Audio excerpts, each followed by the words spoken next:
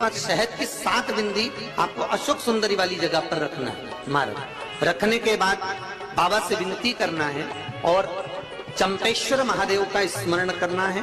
चंपेश्वर महादेव का स्मरण कर कर हाटकेश्वर महादेव का नाम लेकर बिंदी को लगाना है। लगाने के बाद उसी बिंदी को आपको एक कटोरी में, अब बिंदी कितनी लगेगी, जरा जरा सा शहद लगेगा, उसको छोटी सी कटोरी में लेकर आ जाना है।